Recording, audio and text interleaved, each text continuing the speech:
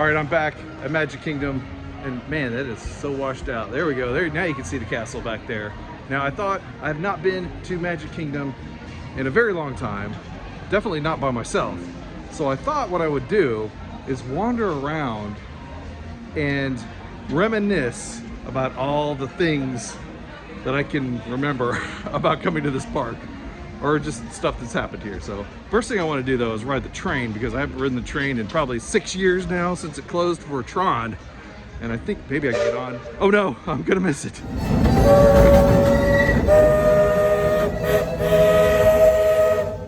We've reached Frontierland Station, everyone. Sit back.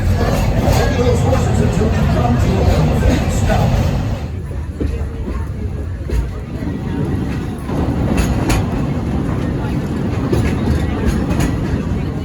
That village is a truly special place. Going through the tunnel. Oh man, this is crazy. First time I've been through this tunnel.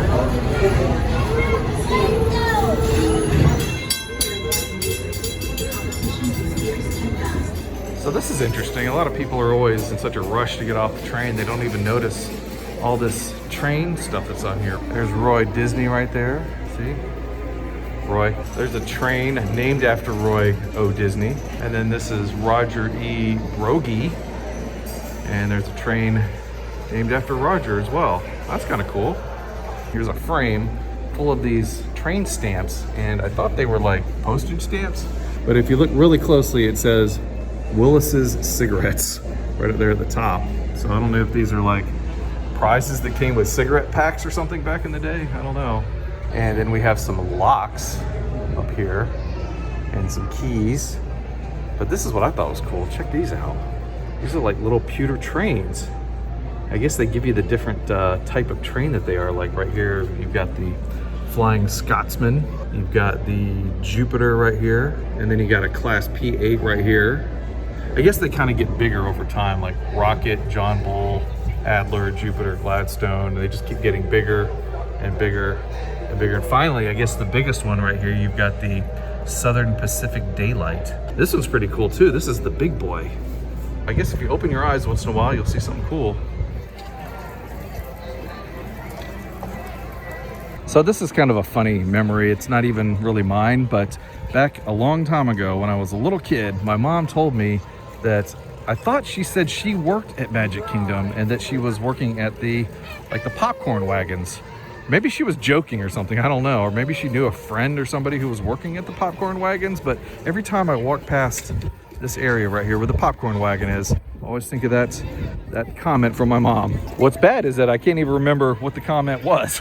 It was just something that she said, something about the popcorn wagon, whether somebody worked here or not. I don't even remember. But that's what happens when you get old. You know, you kind of forget things. Walking down Main Street. Castle in the background. It's a beautiful day outside, and I'm gonna go into the movie theater. Kind of a shame that they turned this into a store. It actually used to be like a stand-up movie theater. You could walk in and just kind of watch the movie for a while. And then just off of Main Street, there's this little like alleyway alcove area here that's not too busy. There's not a lot of people here, but it kind of reminds me of the whole like the New Orleans Square kind of French Quarter kind of thing that they have at Disneyland. And then here's the Main Street Fashion and Apparel. But as I remember it, these used to be the like the Penny Arcade, I think. Now, if I'm correct, the castle itself is under 200 feet tall. In order to avoid, what is it, like FAA regulations, anything at Disney is under 200 feet. So the castle itself is it like 185 feet tall or something like that? I'm sure you Disney aficionados know the exact height of the castle. Now, when I worked at Disney MGM Studios, one of the jokes that they told us through orientation was how folks would ask, what time is the 3 o'clock parade? Looks like it's gonna be at 2:30 here today, because that's what time it is now. And walking into Tomorrowland, it looks like they've pulled down the Star Jets. Maybe they'll put them back the way they originally were. Now, I remember when this whole building was Mission to Mars, and then later it was Alien Encounter, and then it was Stitch's Alien, I don't know, Stitch's Alien Encounter or something like that. But now it doesn't look like it's anything. And then I remember when Space Ranger spin, Buzz Lightyear here, was the If You Had Wings ride. And as I understand it, the track is exactly the same as it was when it was If You Had Wings. That's kind of cool. All right, I'm gonna go on Space Mountain. It's been quite a while since I've been on this ride, and it looks like it's only 45 minutes, so what the heck. Space, the final frontier. I remember a long time ago, these windows that had space in them, they used to have like a train that would like zip by, you know, like from the ride, and it looked like the ride was going by. And actually, as a kid, used to think that was real. See, now they've got some kind of hologram thing going on in there. It's kind of cool.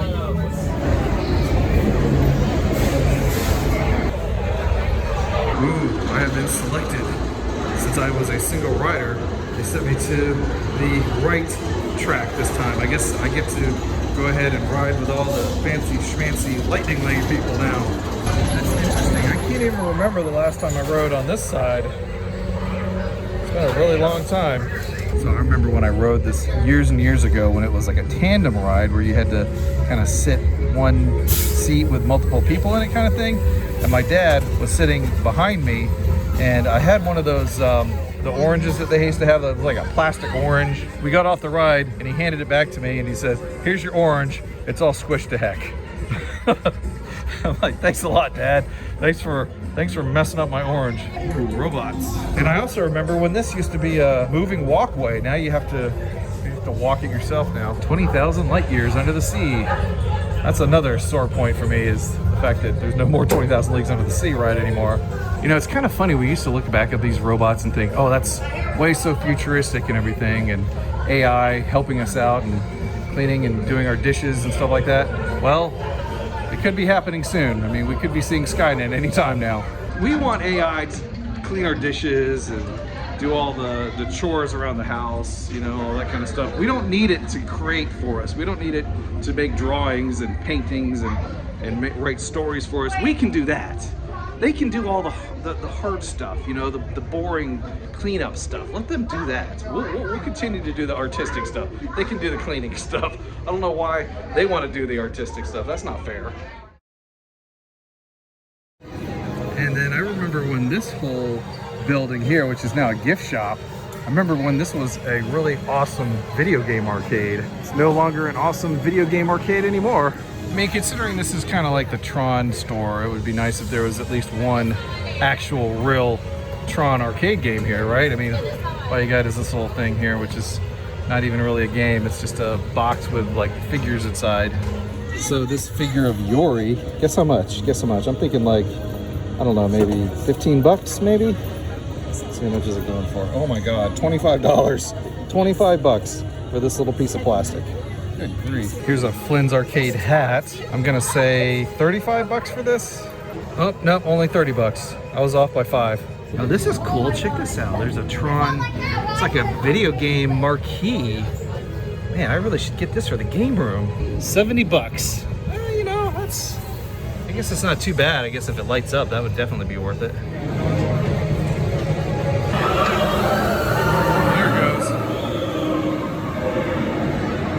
Now, obviously, Tron is a new ride, so I don't have a whole lot of memories of this ride itself, but this spot right here is amazing for watching the fireworks.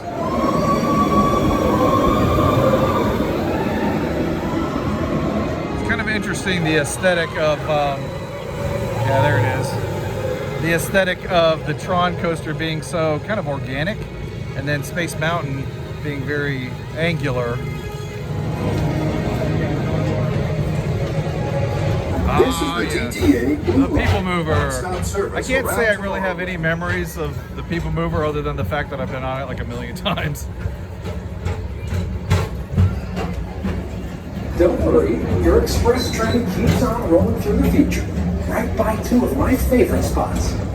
Look, there's even a tiny People Mover. I wonder if that means there's a tiny ORAC. Probably. And there is the raceway or speedway. Honestly, I feel like they need to convert all these cars into electric vehicles. I mean, this is Tomorrowland. I mean, gas-powered vehicles are not very futuristic. There's the good old Tron light cycle run. It was just over there a minute ago. Oh, Hey, you're ruining my view. Space Mountain. I was just on that. Over there. I was on that side. Starport 75. Because that's the year that Space Mountain was created. Oh, wait. I missed something.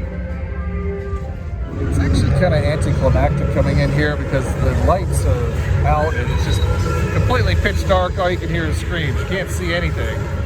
I mean, before, you get some like stars and stuff, but nothing. You can't barely see anything at all.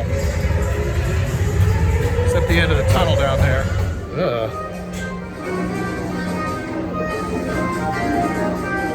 Whether you have one eye or nine, take the time to see That's the this view shot. right there.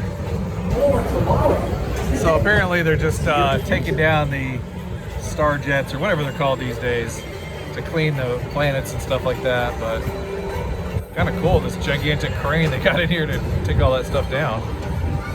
Just makes me wonder, how the heck did they get this thing in here? Yeah, it's Astro Orbiter. I always call it the star jets, but yep, it's down for refurbishment.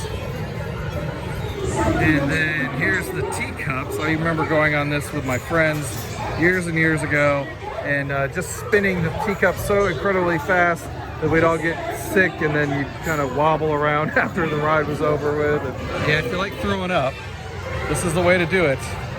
See how fast they can go. They're moving pretty good there. You guys gotta step it up. Step it up. I'm getting sick just watching this, honestly. And then I remember when this whole area was the queue area for 20,000 Leagues Under the Sea. And of course now it is the Seven Dwarfs Mine Train. I always felt it was a bit of a travesty that 20,000 Leagues was taken out, and mostly the main reason was because of its maintenance difficulties. I mean, the maintenance crew hated taking that thing down and cleaning it up every couple of years. It was just a pain for them to do it. So they did this whole fake out where they took the worst of the submarines and had, I guess it was the president of Disney or whatever, and they had him ride in that one. And it was smoking and it was in really bad shape. And they told him that this is the way all these submarines are. And so he ended up agreeing with them and they ended up closing it. So check out this website down below. It kind of tells you the entire history of what happened with the 20,000 Leagues Under the Sea ride. Always breaks my heart. All right, now I'm gonna head over to the Columbia Harbor House, which is probably my favorite restaurant here in Magic Kingdom. And one of the reasons is there's always a lot of seating upstairs, which is nice. Back when they used to have Night of Joy here at Magic Kingdom, my friends and I, we'd all come here. And the thing that I remember the most was that I ordered the Monte Cristo sandwich. And it was basically like a ham and cheese, I think with turkey on it as well. But it was like battered and deep fried, and they served it with honey. And oh my God, it was just like the greatest thing I'd ever had. And ever since then, I keep hoping that they'll bring it back one day, but they never have.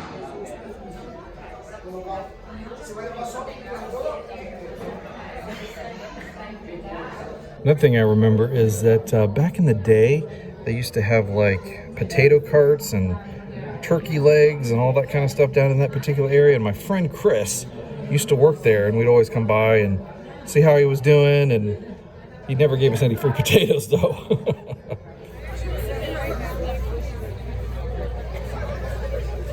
Well, it's good to see people enjoying Tom Sawyer Island. I was told that nobody ever goes over there though.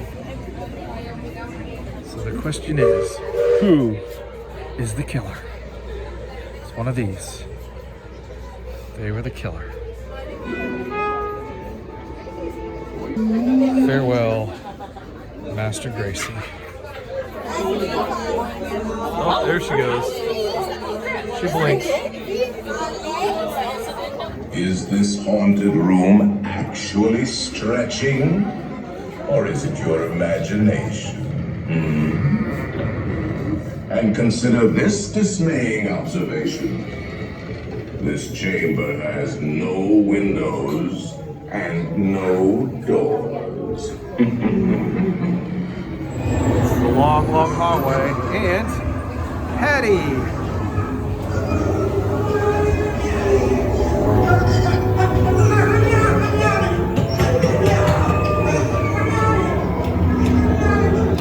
And ghoulies from last Halloween. dance with your tambourine.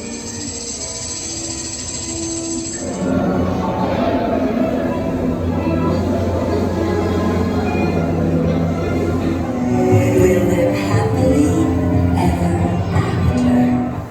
Those creaky tombstones quake. The bumper swing and wake. Happy hearts beat.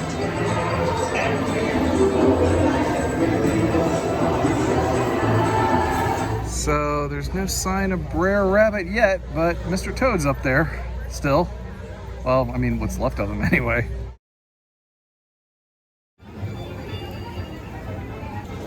Pass and Stow, Philadelphia, MDCCLIII. Huh. So it says here that this recreation of the Liberty Bell was actually used the same mold from the original. Very cool. Yep, in a couple of years, I'm afraid this beautiful waterway will be gone. And you'll have cartoon cars racing all over the place. I mean, that's going to be fantastic. What a great way to replace a beautiful boat and a river. Thanks a lot, Disney. You're the best. I mean, look how beautiful this is. Oh man, look at that shot. Look at that. Castle against the water. This is going to be sorely missed. Now, unfortunately, Big Thunder Mountain is closed. Supposedly it's going to be closed for about a year while they refurbish it, and hopefully they're going to put the boulder scene back in again, because I think that, I don't know, that part of the ride is just kind of lacking. So, and like the California version, they have this whole dynamite scene that's really cool. So yeah, please put the boulders back. I would really appreciate that.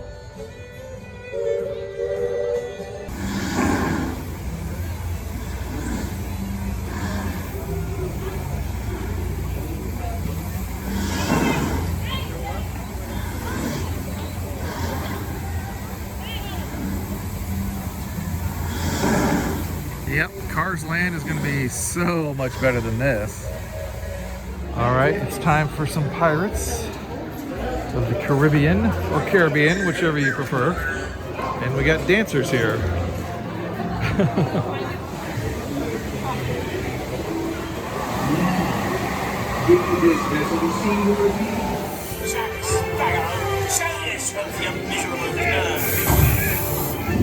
brave, Carlos.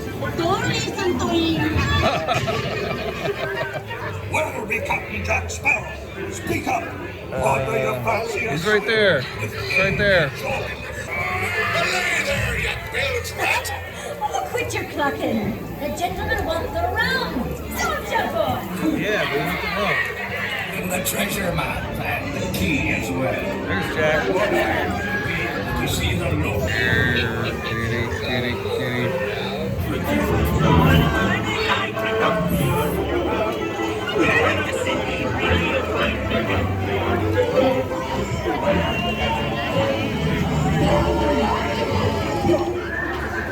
Can't you reach any further, you stump-winged bilge rat? It's us what Seen a dog not want a boner for us.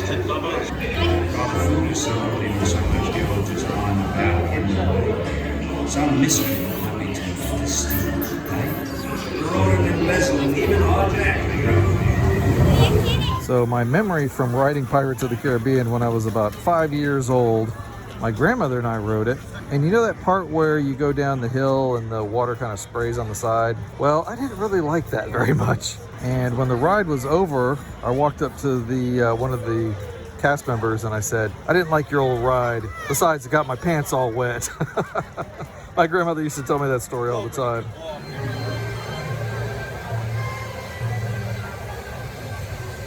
So it has been many, many years since I've seen the Tiki Birds. And I remember really liking this show when I was a kid.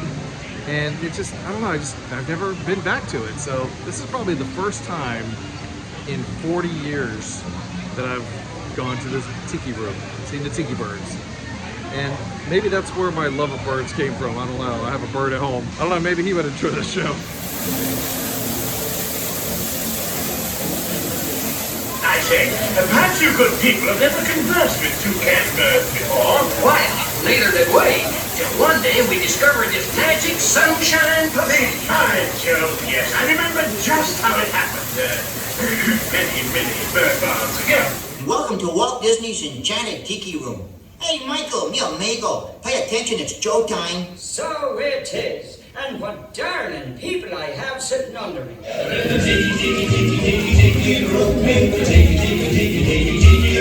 All the birds sing word And the flowers grow.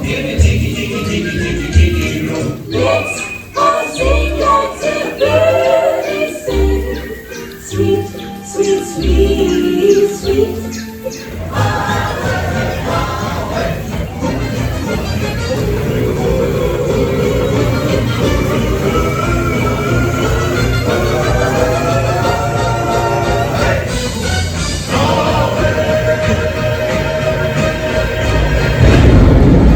Monsieur and Mesdames, it's time to say adieu, but we hope you will always remember the amazing things which happen here in Walt Disney's Enchanted Tiki Room.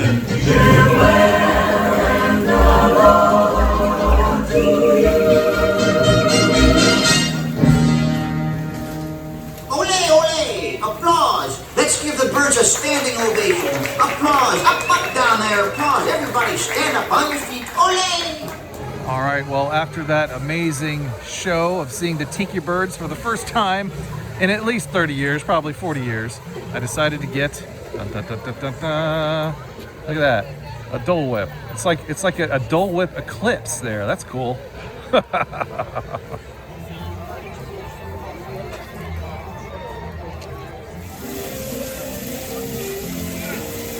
All right, well, that's gonna do it for my time here at Magic Kingdom, eating my Dole Whip here, looking at the castle behind me, trying to avoid running into people, also trying to get out of here before the fireworks, because it's gonna be a madhouse trying to get out if the fireworks get started. Anyway, thank you all for watching. Take care, and we'll see you next time. Bye-bye.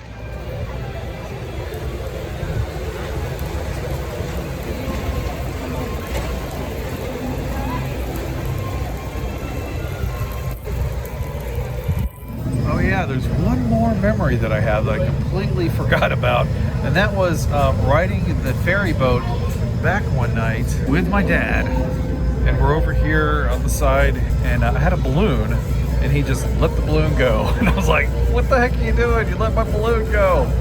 So I was not a happy camper about that. I was like, oh, I'll get you another balloon. Well, I'm like, why would you let a balloon fly away like that? I never could understand why he did that.